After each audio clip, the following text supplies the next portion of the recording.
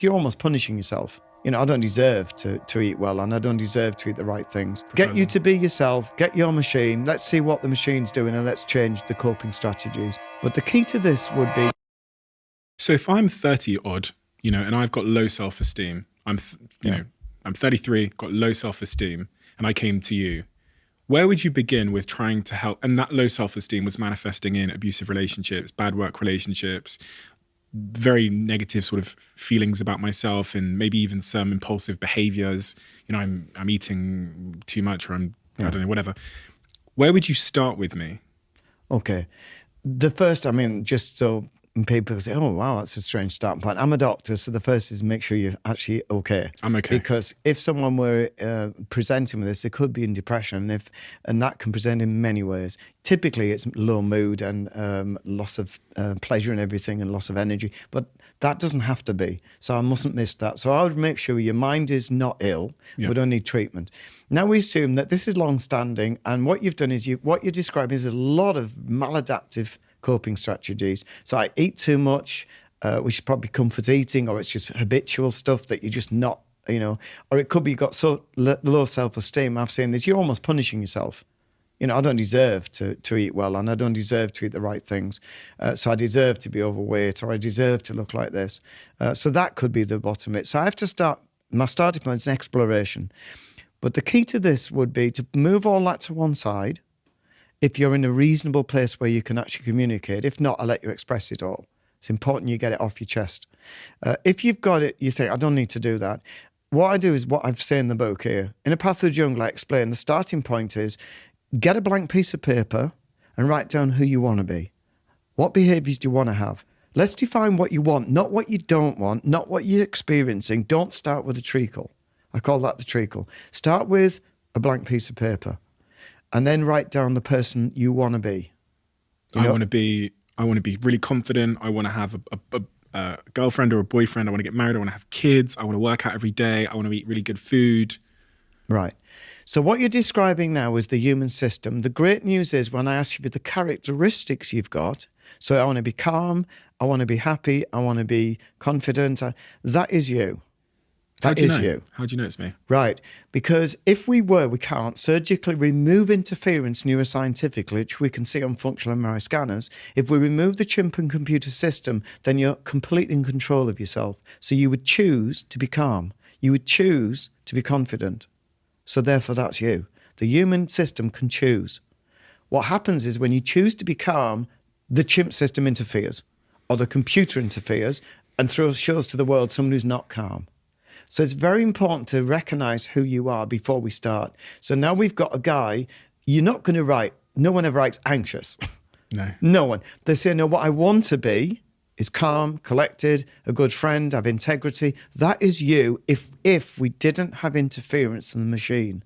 So it's very crucial. This is the biggest point in the book. The biggest point is to define yourself, because now you've got self-esteem can rise just on that alone. Once you've grasped that, you say, wow, what I'm presenting to the world is interference.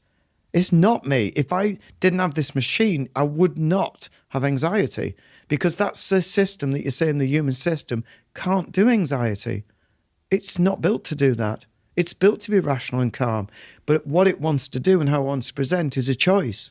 The chimp has no choice. The computer has no choice. The computer's programmed, but these are interfering and presenting to the world someone who's not you. So it's very important to grasp that concept. That's my starting point. Now we've grasped that, we build on that. So now I know who you are. I'll say this, sometimes when you're with a friend and you've been chatting a while, and maybe it's got late in the evening, and you've got a lot off your chest and you've discussed, you calm down. And sometimes the real you presents.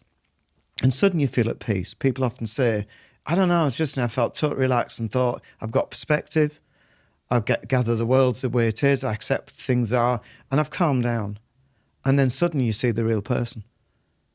And they've got morals and values, and not every human has. Sometimes the chimp's the good guy. Sometimes the human's not nice. So I do get people who do not write, for example, who you are. They don't write compassion. They don't write integrity. They don't care. And if I challenge, say, you didn't put compassion, and they say, I'm not bothered about that. So I have to work out who you are.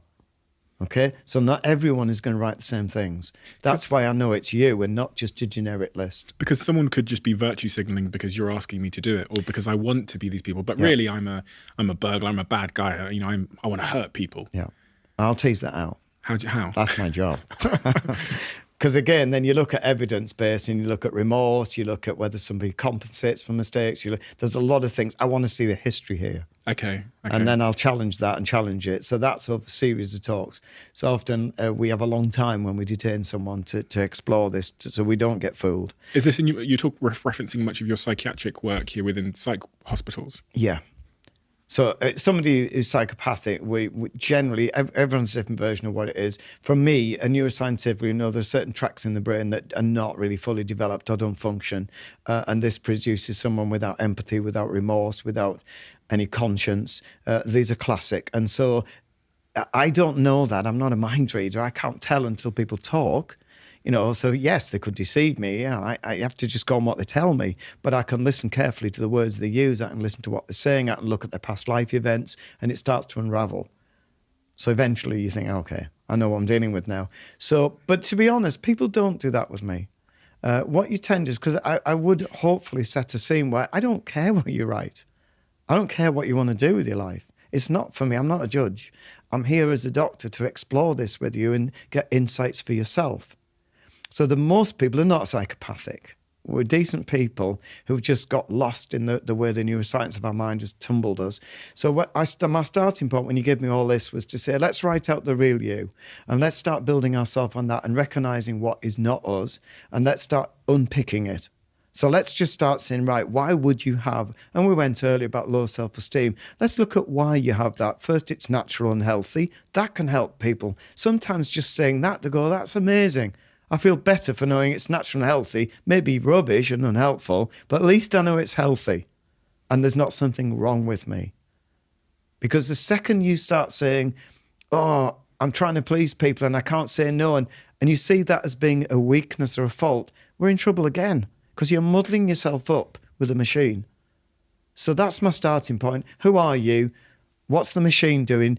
All of this, anything the chimp does, anything it does is natural. There's nothing you're going to give me, even if it murders someone. That's what chimps do. They're violent. So it's still illegal and not acceptable, but I'm saying everything's natural, so that puts us on a different way of looking at it. Again, to try and give context to that, natural isn't always good. So overeating is natural, but it's not good. And even like the classic one I always use with parents and teenagers, I always say, if you've got, said it this morning with someone, if you've got a teenager who's got a tidy bedroom, that's who I want to meet. If they're messy bedroom, great, that's normal, you know? So you're more concerned with teenagers that aren't being teenagers. So if you've got a teenager who never lies, then it's a bit worrying. Maybe they're good at deceit, because teenagers are learning to lie and they're learning to defend themselves, and it's a natural way of doing it. It's not helpful and hopefully they'll grow out of it, but you've got to say what's natural and let's work with that to minimize risk or whatever we want to do. So that's a long-winded way of saying, get you to be yourself, get your machine, let's see what the machine's doing and let's change the coping strategies. But accept the machine is the machine.